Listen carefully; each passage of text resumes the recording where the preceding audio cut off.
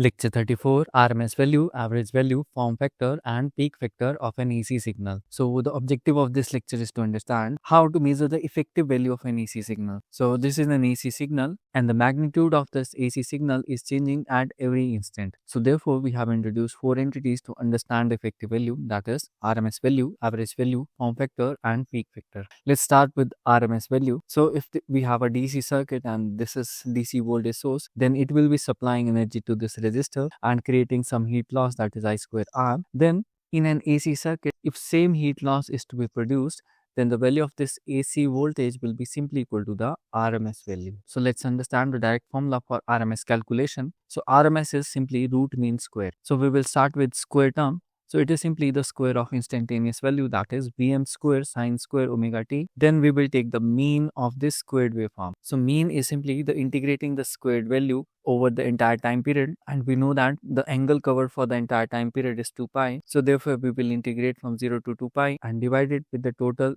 angle, that is 2 pi. And finally we will take square root of this mean term and that will give me the RMS value. So let's do that. So let's start with mean of the squared value, that is 1 by 2 pi 0 to 2 pi Vm square sine square omega t d omega t. So Vm square being constant comes out of the integration. Since sine square theta is 1 minus cos 2 theta divided by 2, modify this equation into this type. So we can simply break this integration into two parts, that is Vm square divided by 2 pi, and inside there will be two parts, that is 0 to 2 pi 1 by 2 d omega t minus 0 to 2 pi cos of 2 omega t divided by 2 into d omega t. So let's do that. That is Vm square by 2 pi. The integration of d omega t is simply omega t, that is divided by 2, this is 0 to 2 pi.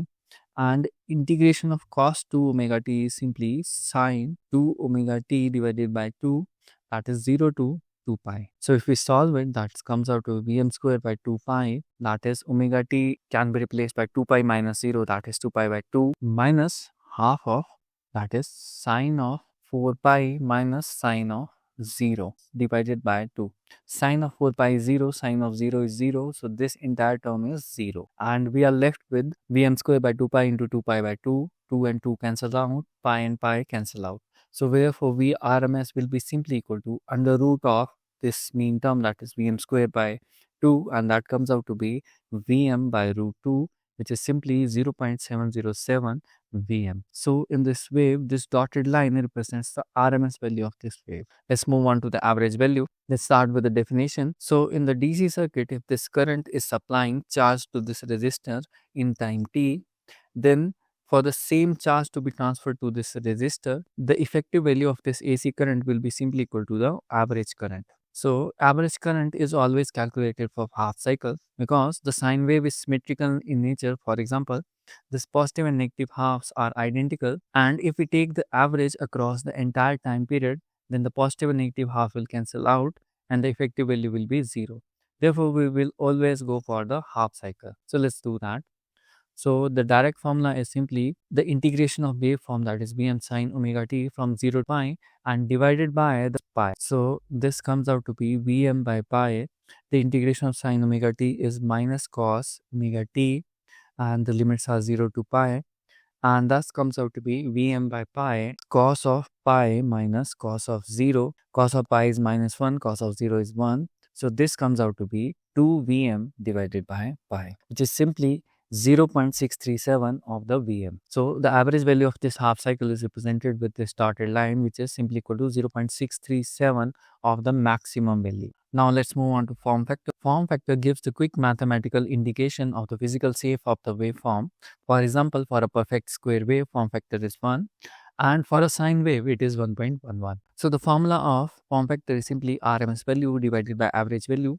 And we put the values, we get the form factor of a standard sine wave comes out to be 1.11. Now let's move on to peak factor. Peak factor is critical for insulation design and testing, and it tells us how the instantaneous voltage spikes will be compared to the RMS voltage. So the formula is peak value divided by RMS value, and for a standard sine wave, this peak factor comes out to be 1.414. So let's summarize all these values. RMS value is simply Vm by root 2 is equal to 0.707 Vm for standard sine wave. Average value is 2 Vm by pi, that is 0.637 of Vm.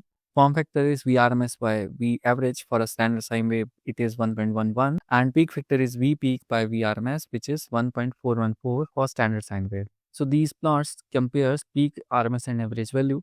So maximum value is the peak value. This 0.707 Vm is the RMS value, 0.637 Vm is the average value, and these are all the values put together in the same plot.